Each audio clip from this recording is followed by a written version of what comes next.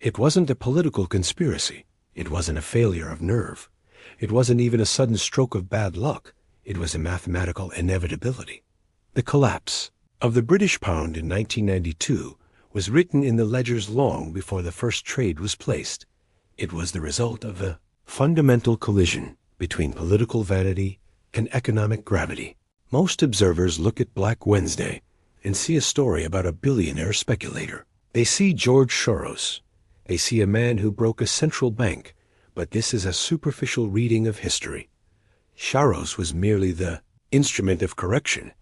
He was the mechanism that snapped the market back to reality. The real story is not about one trader's bet. The real story is about the arrogance of the peg. It is about the recurring delusion that a government can decree the value of money against the will of the market. This delusion has a history. It has a pattern. And the pattern is unmistakable. When a state attempts to fix the price of its currency without the reserves to back it up, the market always wins. The arithmetic is merciless. Incentives are aligned against the bureaucrats, and the outcome is always a transfer of wealth from the public treasury to the private speculator. To understand why the Bank of England broke, we cannot look only at 1992. We must look at the structural flaw inherent in every attempt to suspend the laws of supply and demand. We must look at the empires that tried this before. The pattern repeats across millennia. It destroys savings. It shatters the middle class. It forces a reset. And right now, the global financial system is engaged in the largest price-fixing scheme in human history. The scale is different. The instruments are more complex, but the ending is already written. This isn't prophecy. It is positioning under constraints. The timeline of collapse is the only unknown variable. Everything else is just accounting. To see where we are going, we must first examine where we have been. We must look at 3 specific moments in history where the state tried to fight the market and the market broke the state. The first case study takes us back to the ancient world where the most powerful empire in history attempted to fix the price of everything and in doing so destroyed the value of everything. The Roman Empire in the 3rd century was not defeated by barbarians at the gate.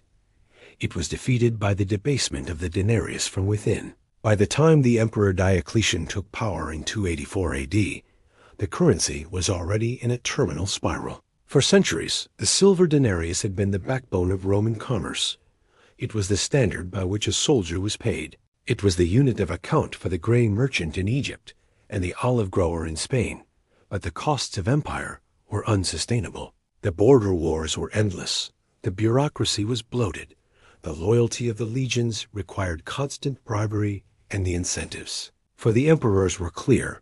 They could not raise taxes, for the people were already squeezed to the breaking point. They could not cut spending, for the soldiers would revolt and install a new emperor. So they chose the third option. They chose the monetary shortcut. They began to dilute the silver content of the coinage. It started slowly, almost imperceptibly. Under Nero, the silver purity dropped to 90%, then 80%. By the mid-3rd century, the coin was a fraud. It was a slug of copper with a thin wash of silver on the outside. The soldiers, who were not economists, but were certainly not fools, noticed the difference. The silver wash would wear off after a few weeks of handling, revealing the base metal beneath. The merchants noticed too. A baker in Antioch knew that the coin he received today was worth less than the coin he received yesterday. So he did what any rational actor does under these constraints. He raised his prices. He demanded more coins for the same loaf of bread. This was not greed. This was survival. Inflation is not the rising of prices. It is the falling of money. The price of bread was stable. It was the value of the denarius that was collapsing. Diocletian, a man of military discipline and iron, believed he could command the economy just as he commanded a legion. He saw prices rising and he blamed the merchants. He blamed the speculators. He blamed the greed of the common man. He did not blame the millions of copper slugs his mints were pouring into circulation. In 301 AD, he issued the Edict on Maximum Prices. This was the ultimate peg.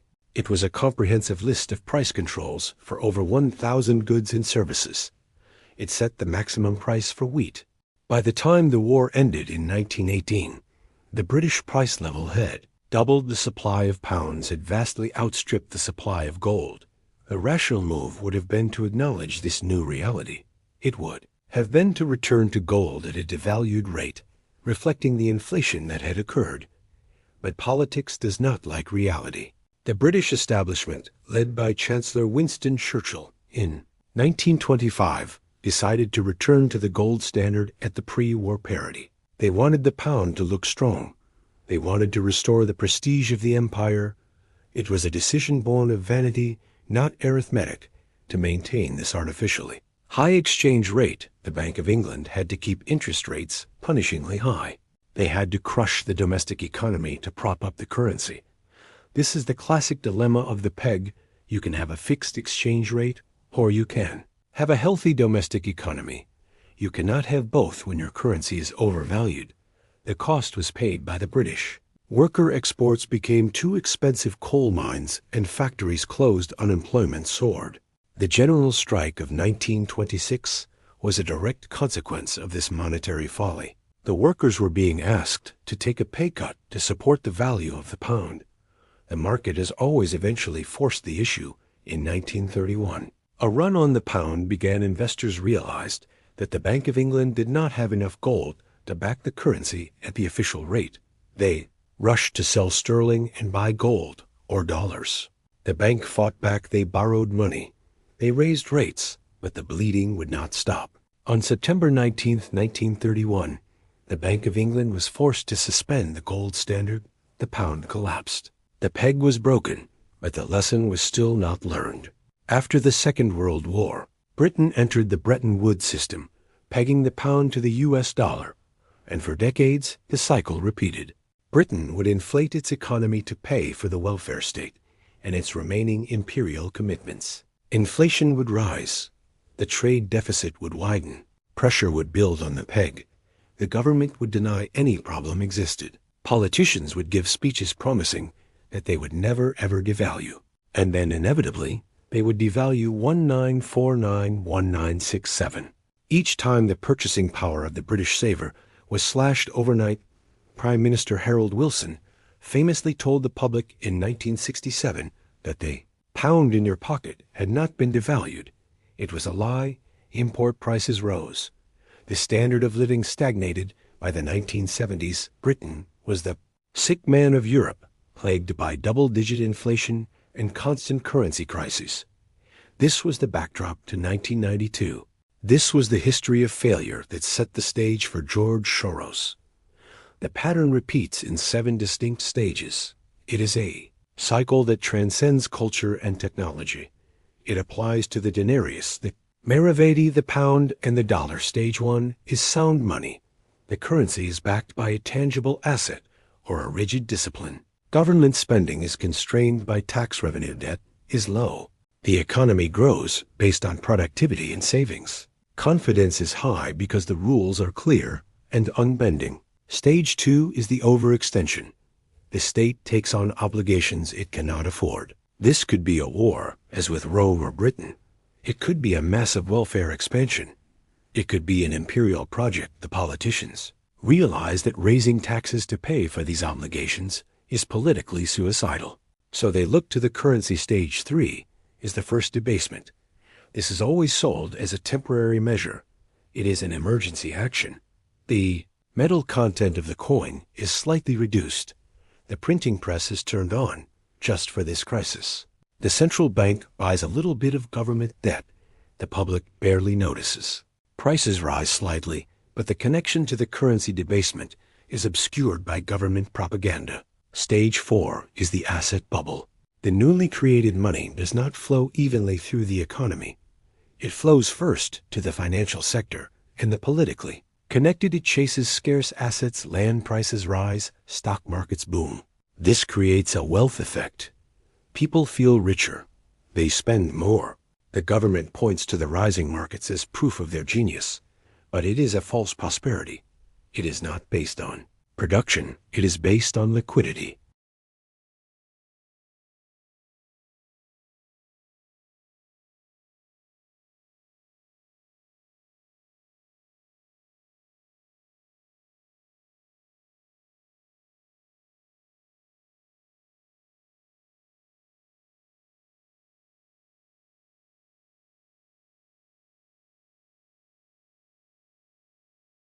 The public demands that the government do something about the rising prices. Stage 6 is the attempted control. This is the pivotal moment. The government, unwilling to address the root cause, which is their own money printing, tries to suppress the symptoms. They impose price controls. They blame greedy corporations. Or in the case of international finance, they set a peg.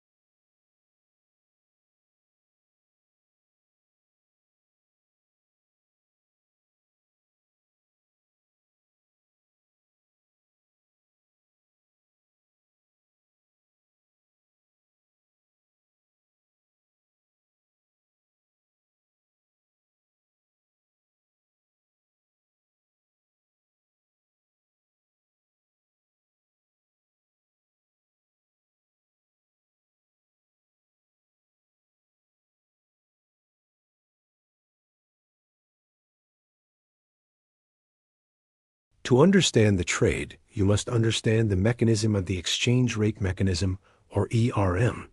The ERM was a prelude to the euro. It was a system designed to link the currencies of Europe together. The German mark was the anchor. It was the strongest currency managed by the Bundesbank, which was famously obsessed with fighting inflation. Britain joined the ERM in 1990. The British government committed to keeping the pound within a narrow trading band against the German mark. The rate was set at 295 marks to the pound. This was the peg.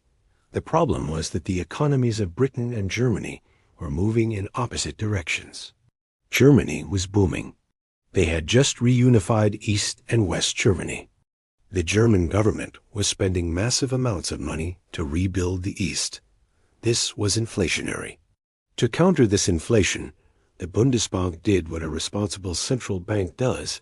They raised interest rates. High interest rates strengthen a currency. The mark became more attractive to investors. Britain, on the other hand, was in a deep recession.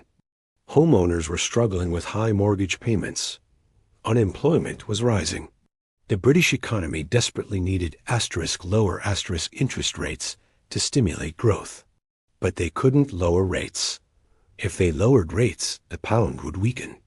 It would fall below the 295 floor mandated by the ERM.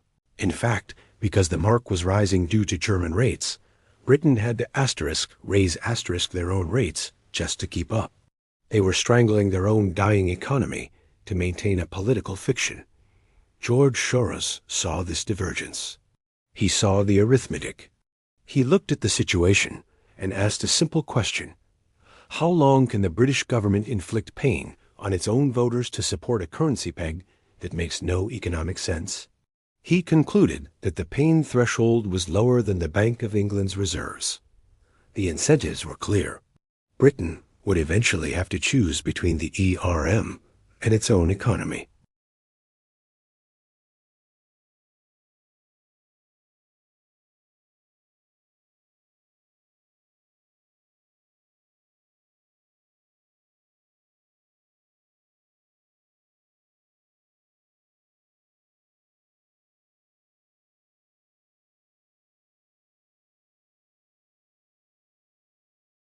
The risk-reward ratio was asymmetric.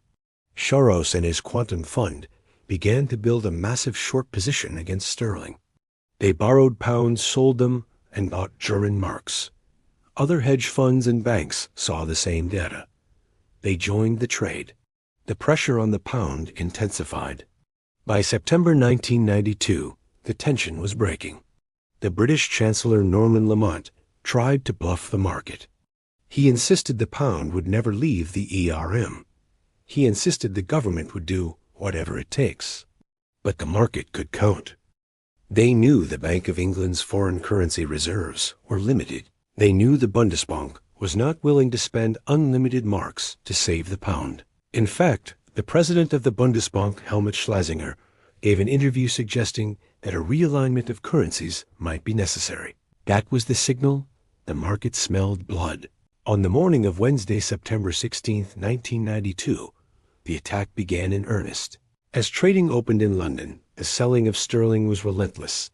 The Bank of England began buying pounds. They spent billions of dollars of reserves in the first few hours. It was like throwing a cup of water on a forest fire. The price of the pound kept falling toward the ERM floor. At 1100 a.m., the British government announced a shock interest rate hike. They raised rates from 10% to 12%. Think about that. In the middle of a recession, they raised rates by 200 basis points in a single morning. It was an act of desperation. The market reaction was brutal. Instead of buying, the pound traders sold it harder. They interpreted the rate hike not as strength, but as panic. They knew the British homeowner could not survive 12% rates. They knew it was a bluff. Soros reportedly told his team to go for the jugular. He increased his position. At 200 p.m., the government raised rates again, from 12% to 15%. It was total chaos. A 15% interest rate in a recession is economic suicide. The market simply laughed. The selling continued. By the evening, the game was over. Chancellor Lamont stepped out of the Treasury and announced that Britain was suspending its membership in the ERM. The pound was set free. It crashed immediately. The peg was broken. George Soros had made over $1 billion in a single day. The British taxpayer had lost billions in wasted reserves. But the most important lesson is what happened next. The British establishment predicted disaster. They thought leaving the ERM would lead to hyperinflation and ruin. They were wrong. The exact opposite happened, with the pound free to find its true value. Interest rates could be cut. The economy could breathe. Britain entered a period of sustained economic growth. The disaster was actually the cure. The peg was the disease. The market, by breaking the peg, had liberated the economy from the vanity of the politicians. Now look at the world today. We are not dealing with a single currency peg like the ERM. We are dealing with a global system of pegs and interventions. Central banks around the world are engaged in yield curve control, or its equivalents. They are trying to peg the price of government debt. They are trying to keep interest rates artificially low while inflation is running hot. They are trying to defy the same arithmetic that defeated Diocletian Philip II and the Bank of England. The Bank of Japan has been fighting this battle for decades. The European Central Bank is trying to manage the spreads between German and Italian debt, a sophisticated form of the same ERM trap. Even the U.S. Federal Reserve is trapped.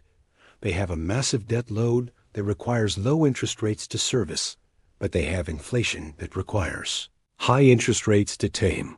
They are caught in the same pincer movement that crushed the British government in 1992.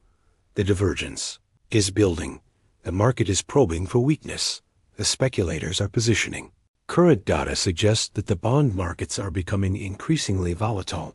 Liquidity is drying up. The central banks are the buyers of last resort, but their balance sheets are already bloated. One counterargument is that modern central banks have unlimited printing power.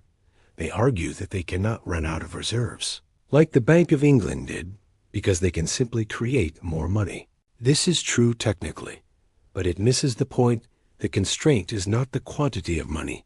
It is the asterisk value, asterisk of money. If a central bank defends a bond peg by printing unlimited money, they sacrifice the currency. They trade a debt crisis for a currency crisis. This is the Weimar endgame, or they can choose to defend the currency by letting interest rates rise. This creates a depression and a sovereign default event. This is the 1930s. Endgame. There is no third option where they control both the price of money and the quantity of money forever. Impossible trinity still applies. The incentives for the political class are to delay the pain as long as possible. This means they will likely choose the path of inflation and financial repression. Until the market forces a break, the endgames proceed in a fixed order. First, we see controlled decline. This is where we are now. Interest rates are kept below the rate of inflation. Savers are slowly bled dry to subsidize debtors. Regulations force pension funds and banks to buy government debt.